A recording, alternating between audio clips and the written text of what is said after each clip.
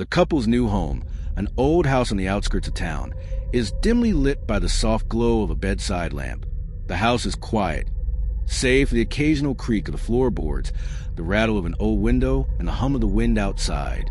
The room is cold, the air still and heavy with the scent of dust and wood.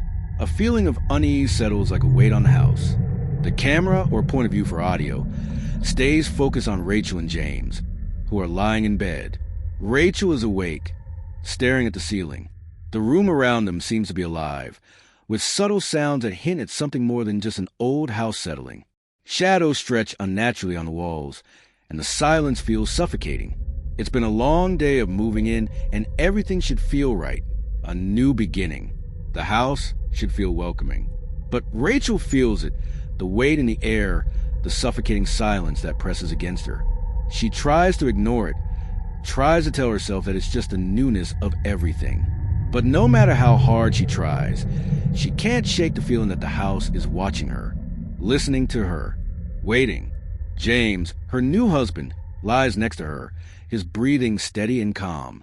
He's sound asleep, oblivious to the unease that grows in the room. Rachel lies there, her body stiff with tension, her eyes wide open in the dark. Rachel, whispering to herself, "It's just my imagination. It's just a new house, just nerves." Rachel turns her head slightly, trying to get comfortable, but the sensation of something lurking beneath the floorboards makes it impossible. The creak of the house settling feels too loud, too deliberate, as though it's responding to her presence. She shuts her eyes, trying to block it out. Rachel, softly to herself, "Just relax, breathe. It's nothing." But the stillness is shattered by a faint sound. It's soft at first, like the rustle of paper, barely a whisper. Rachel's eyes snap open. The sound doesn't stop. It grows louder, sharper. Rachel, barely audible, "James? James, wake up." James stirs but doesn't wake. He mumbles something unintelligible, still deep in his sleep. The sound continues to grow, rising like a distant murmur. It's not the house settling anymore. It's something else, something intentional. "Rachel," frantic whisper, "James, please wake up." Rachel sits up slowly, the bed creaking beneath her. Her heart is pounding in her chest. The whispering continues, and now it's more distinct. It sounds like voices, soft but insistent. They're coming from somewhere within the walls. They're speaking, but the words are indistinguishable. Her breath catches in her throat. She looks over at James again, his face peaceful, untouched by the terror creeping through the room. He's unaware, lost in a deep sleep. But Rachel can't shake the feeling that something is moving within the house. Something that isn't bound by the same laws of time and space as she is. Rachel, louder, shaking him, "James, wake up." Something's wrong. James groggily stirs, blinking his eyes open. "James, what is it? What's wrong?" "Rachel, do you hear that?" The whispers there in the walls. Something's in the house. James sits up slightly, rubbing his eyes, trying to clear the fog of sleep from his mind. "James," yawning, "Rachel, you're hearing things. It's just the house settling. Old houses creak. It's nothing." Rachel's body is stiff with fear. The whispering continues, growing louder with each passing second. It's no longer just a sound, it's a presence. A cold, chilling presence that fills the room. Rachel, desperate, "It's not just a house." You have to listen. There's something here. Something alive. James turns over and mumbles something about needing sleep, dismissing her fears. But Rachel isn't comforted. The voice in her head, the one that's been nagging at her since they first stepped into this house, grows louder, more insistent. She swings her legs over the side of the bed and stands up. The floor beneath her creaks, and the walls groan in response. The air is thick, suffocating. Rachel shivers, even though the room is warm. The whispering is all around her now, echoing from the walls, the floor, the ceiling. Rachel steps toward the wall, her heart racing. The whispers are clearer now, louder, closer. She presses her ear against the cold plaster, and she feels it. The sensation of something not quite human, moving behind the walls. She pulls away quickly, her breath shallow and fast. Rachel, whispering, "It's real. It's real." She backs away from the wall, but the whispering doesn't stop. It grows louder, closer, almost suffocating. Then the whispers form into words, a single, chilling command. Whispers, soft but clear, "Leave." Rachel's blood runs cold. The voice is unmistakable now, and it's not coming from the house. It's coming from something within the walls, within the house itself. It's alive, watching her. Rachel, stumbling back, whispering, "No, no, I won't leave. I'm not going anywhere." She turns to James, but he's still asleep, unmoving. The sound of his breathing fills the silence, but everything else is drowned out by the whispers. The coldness in the room deepens, wrapping around her like a vice. The voice speaks again, louder this time. Whispers, sharp and insistent, "Leave, now, or you will die here." Rachel stumbles back, her heart pounding. She shakes James awake, her hands trembling. But James doesn't wake. His breathing is steady, peaceful, as though he hasn't heard a single thing. Rachel feels a cold chill crawl up her spine, and the whispers, now frantic and urgent, fill the air. Rachel, frantically, shaking him, "James! Wake up! Wake up! You have to hear this." Her voice breaks with desperation, but James remains silent, his body still, his face peaceful in the darkness. Rachel stumbles back from the bed, her feet tangled in the sheets. She reaches out, clutching at the walls, as if trying to ground herself in reality. The room is shifting around her, warping, bending as if the house itself is alive. The walls pulse and groan, and the temperature in the room drops sharply. Rachel takes a step back toward the door, but before she can reach it, the whispering becomes deafening. It's not just in the walls anymore. It's all around her. It's as though the room itself is closing on her, the walls pressing in with invisible hands. Suddenly, the temperature drops to freezing. Her breath is visible in the air, and the house seems to come alive, creaking and groaning like an old ship caught in a storm. Rachel, whispering to herself, "What is this place? What have we done?" Rachel grabs her phone, but the screen flickers and goes black. She presses the power button again, but it's useless. The whispers are getting louder, sharper, almost desperate. Whispers, growing louder, "Leave, or you will die." The walls are shaking now, the floorboards creaking violently beneath her feet. Rachel's mind races. The whispers are a chant now, repeating the same word over and over. "Leave." The air is thick with terror, suffocating her, as if the house itself is trying to consume her. In the distance, a low thud sounds from the direction of the hallway. Rachel jerks her head toward the noise, but nothing is there. Nothing except the darkness. It's the following day, and the sunlight barely breaks through the curtains of the couple's bedroom. The atmosphere is oppressive, with the sunlight struggling to penetrate the dense, shadow-filled house. The room feels colder than it should be, despite the daylight outside.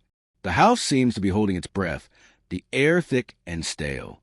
Rachel is unsettled by the events of the previous night, unable to shake the feeling that something is off. Every creak of the floorboards feels unnatural, like the house is listening to her every move. The daylight does nothing to lift the weight pressing down on the house. Every corner of the room feels cold and unfamiliar, as if the sunlight itself is trapped, unable to pierce the heavy, oppressive air. Rachel, wide-eyed from the previous night's horrors, walks around the house aimlessly. Her fingers brush against the walls, trying to find some semblance of normality, but all she feels is the strange, unnatural cold of the old house. She tries to shake off the feeling. She walks to the kitchen, where the morning light filters through the windows, but it offers no comfort. It's as though the house itself is conspiring against her. Her thoughts keep circling back to the whispers, the scratchy voice calling her, the presence she couldn't explain. Rachel, quietly to herself, it's just a house. Just old, just settling, just nerves. Her own voice doesn't reassure her. She walks through the living room, looking at the furniture they'd just placed. Everything is in its place, but something feels wrong. Her eyes are drawn back to the wall, where she heard the whispers. She can't seem to get it out of her mind. Rachel moves back to the bedroom, the door creaking behind her as she enters. She stops by the wall where the whispers seem to have come from. Her mind races. What is hidden in these walls? Why did she hear those words? Rachel, muttering to herself. Maybe if I look closer, I'll find something that explains all of this. Rachel walks over to the wall and places her hand gently on the peeling wallpaper. The texture is rough, like old paper, cracked with age. She hesitates, but then her curiosity drives her forward. Her fingers curl under the edge of the wallpaper, and she pulls it back. It tears with a soft, satisfying sound, revealing the plaster beneath.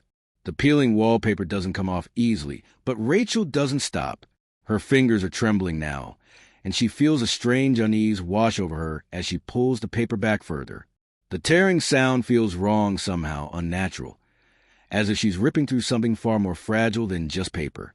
Beneath the paper, something is revealed, markings, strange symbols carved deep into the plaster. They are not mere scratches. They look intentional, deliberate. The symbols seem to have been drawn in some kind of fluid, a dark, deep red that has dried over time, giving the wall an almost gruesome appearance. Rachel, breathlessly, What is this? She takes a step back, her pulse quickening. The markings are intricate, strange shapes, circles, lines, and symbols that seem to pulse faintly in the dim light. She reaches out, almost unable to stop herself, and runs her fingers over the symbols. Rachel, whispering almost in awe, it's blood. This isn't paint. The blood is cold to the touch, the marks still slightly tacky despite the years that have passed. The idea that this was done recently disturbs Rachel. It's not possible. The house has been abandoned for years. Who could have done this? Rachel pulls her hand away quickly, her body shivering. Her heart races, and for a moment, the air feels thick, suffocating. She glances at the door, half expecting to see James standing there. But the room is empty. The door is still closed, but she hears the faintest of sounds, a whisper, soft and far away. Her thoughts spiral. The house is more than just a structure. It's something alive, something that has a past, a history, one that isn't friendly. The markings on the wall tell a story she can't understand, a story that makes her heart race in fear. She steps back on the wall, but the whisper grows louder. Rachel pulls her phone from her pocket, her hand shaking as she dials James' number. He doesn't pick up, and the phone goes straight to voicemail. She hangs up and presses the phone to her ear again, the stillness of the house pressing in on her, the whispers filling her head. Rachel, speaking softly, James, please be here. Her breath catches as she listens intently. The whispering is so close now that she can almost feel in her ears, like cold fingers brushing the back of her neck. Whispers, softly echoing, you shouldn't have found it, it's too late now. Her mind races. Too late? Too late for what? The words seem to wrap themselves around her, suffocating her thoughts.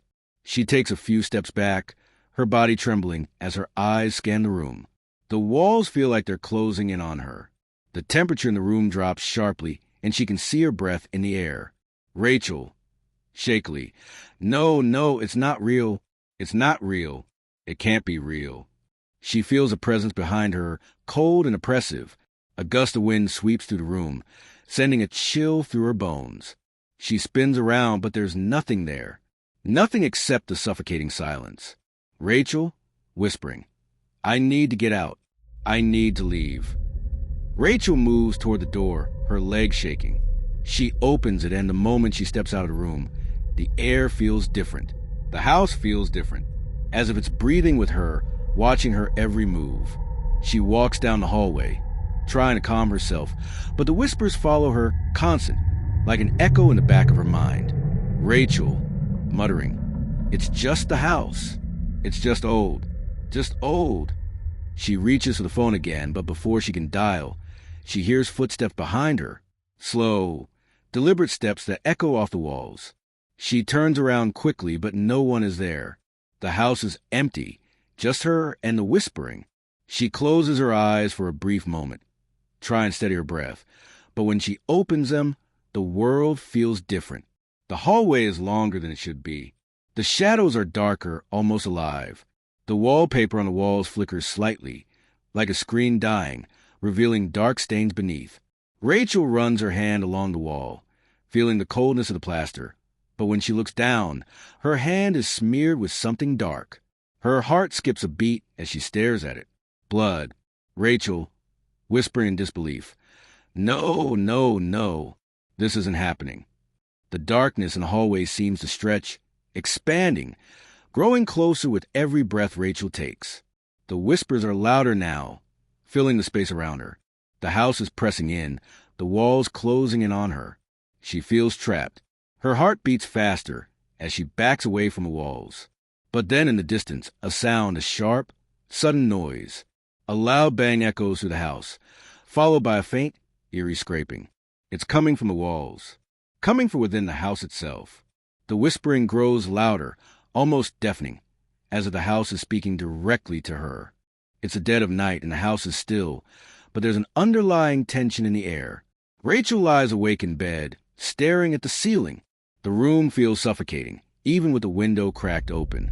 The wind outside should bring some relief, but it only intensifies the unsettling atmosphere, howling through the trees like a distant, mournful cry. The room is bathed in moonlight, casting long, distorted shadows across the walls, but the stillness of the night feels like it's pressing down on her chest. James is asleep beside her, his breathing steady and untroubled. But Rachel can't shake the feeling that something isn't right. Something's in the house with them. Rachel hasn't slept all night. The events from earlier that day, the markings on the wall, the whispers, everything is still fresh in her mind.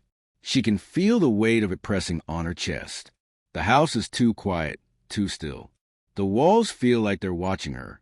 The shadows seem to move, shifting at the edge of her vision. She lies there, her body tense, staring at the ceiling. Every creak of the floorboards, every gust of wind outside, every soft exhale from James seems to echo in the room. It feels like the house is breathing with her, matching her every movement. The house is waiting. Rachel, whispering to herself, "It's just my imagination. It's just nerves. It's nothing." But the whispers return, soft at first, like the faintest rustling in the distance, then louder or clearer. Rachel's breath catches in her throat as she sits up in bed, her heart pounding. Whispers, barely audible, like a distant murmur. "Come closer, come closer." Rachel's eyes dart around the room, her heart racing. The whispers aren't coming from the walls anymore. They're coming from everywhere, circling her, surrounding her. She looks at James, but he remains asleep, unaware of the horrors unfolding around them. The whispers are almost impossible to ignore now. They start soft, like a voice you can almost hear, a fleeting thought brushing against your consciousness. But the moment Rachel tries to focus on it, they grow louder, more insistent. It's like the house is speaking to her, like something is calling her, pulling her toward it. She grips the bed, her knuckles white, trying to steady herself. But the air is thick, suffocating. The temperature drops rapidly, the cold creeping through the room, settling in her bones. It feels as if the darkness in the room is pulling itself together, coming alive. Rachel, whispering, "James, wake up. You have to hear this. Please." But James doesn't stir. The whispers grow louder, almost frantic now. The cold air sweeps across Rachel's body, and she shivers uncontrollably. She tries to move, to stand, but her legs feel like they're made of lead. The whispers are pressing against her mind, pulling her closer to the wall. Whispers, louder, more insistent. Come closer." Rachel's breathing grows shallow, panic creeping into her chest. Her head spins and she feels a pull toward the wall, like an invisible force is dragging her. She's frozen. She tries to scream, but the sound is caught in her throat. It's like the house is swallowing the sound before it can escape. The whispers grow louder and then they stop. Suddenly, dead silence. Rachel holds her breath. The silence is deafening, the air thick with anticipation. For a moment, it feels like the house is holding its breath too, like the world is frozen in place. Then, just when she thinks she might be able to escape, it happens. The whispers return. But this time, they're not just in her head. They're behind her, right behind her. Rachel, whispering terrified, "No, no, no, no." She spins around quickly, her heart racing, but there's nothing there. No one. The room is empty, save for the faint shadows that twist and curl in the corners. The whispering grows louder, and this time It's not just words. It's a low growl, a breath, like something is right behind her, in the room with her, invisible but very, very real. Whispers, now guttural dark. Leave, leave, you cannot stay. Rachel jumps out of bed, her body trembling. She races to the window, desperate for fresh air, but the moment she opens it, a cold wind howls through the room. The curtains whip violently, and the room fills with a strange, oppressive pressure. She feels it closing in around her, pushing her, suffocating her. As she steps back from the window, her eyes catch something in the corner of the room, the faintest flicker of movement, like a shadow. It shifts and rides, growing longer, stretching toward her. Her heart skips a beat.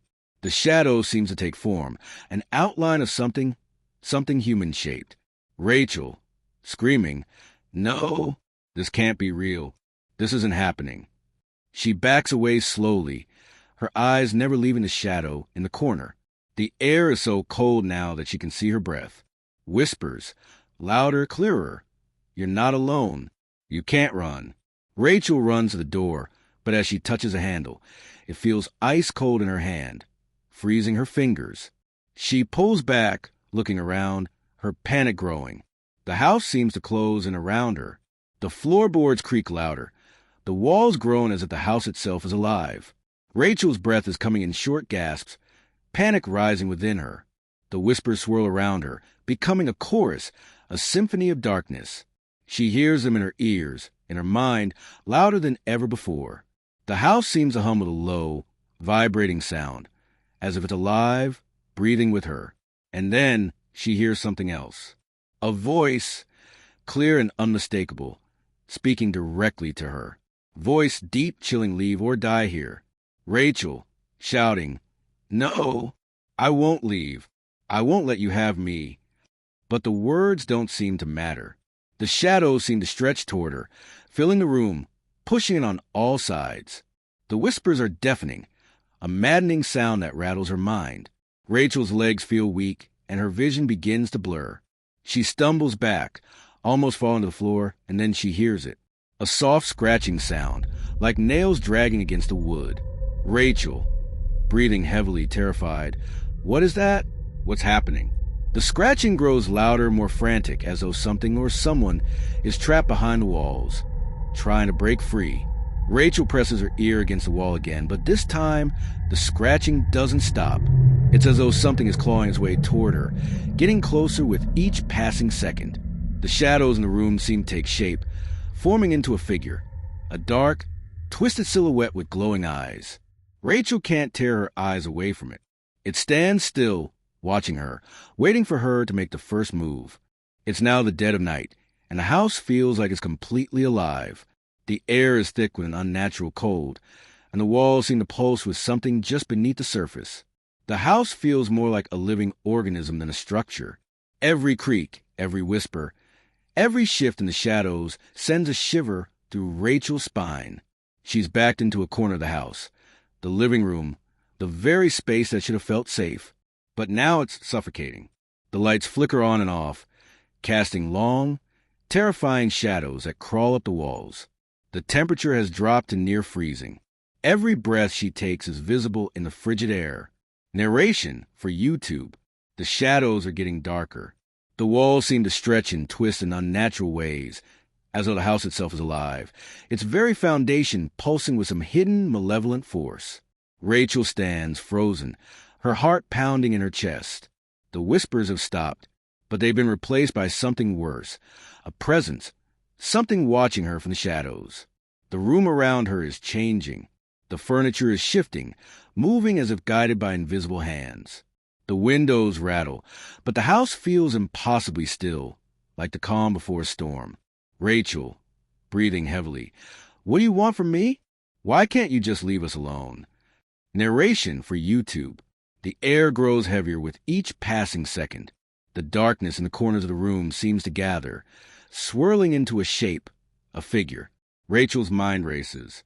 She's afraid, terrified, but she knows she has to confront whatever is here. She can't keep running. The figure slowly takes form in the far corner of the room. It's a shadow at first, indistinct and blurry, but then it sharpens, becoming more solid. The shape of a woman, tall, thin, and unnaturally twisted. Her limbs are long, contorted, her face hidden in the darkness. Rachel, shaking but determined. "Who are you? What do you want?" The figure doesn't respond.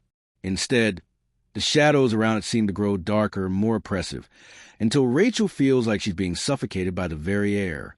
The house feels like it's closing in on her, trapping her. The woman's figure steps forward, and Rachel feels an icy chill spread through her body. The temperature in the room drops further, and the shadows seem to consume the light. It's like standing on the edge of an abyss, and the woman in the shadows is pulling her toward it. The woman's face is still hidden, but Rachel can feel the weight of her gaze. The whispers return, louder than ever, as though the house itself is speaking through the woman. Whispers deep guttural. Surrounding her, "You shouldn't have come. You shouldn't have stayed. You can never leave." Rachel, screaming, "No, I don't care. I will not leave until I know the truth. Tell me what happened here." The figure steps closer, and Rachel instinctively takes a step back. But she doesn't run. She can't. There's nowhere to hide. The room seems to shrink around her, the walls pressing in. The air is thick, oppressive. The shadows grow deeper, thicker, as if they're closing in, about to swallow her whole. Suddenly, a rush of air fills the room, cold, sharp, and biting. The woman's form shifts again, and in the blink of an eye, her face appears, twisted and ghastly, a grotesque mockery of humanity. Her eyes are hollow, black pits that seem to suck the very light grin. The room, her mouth is stretched into a L, shouting, "Who are you? What is this place?"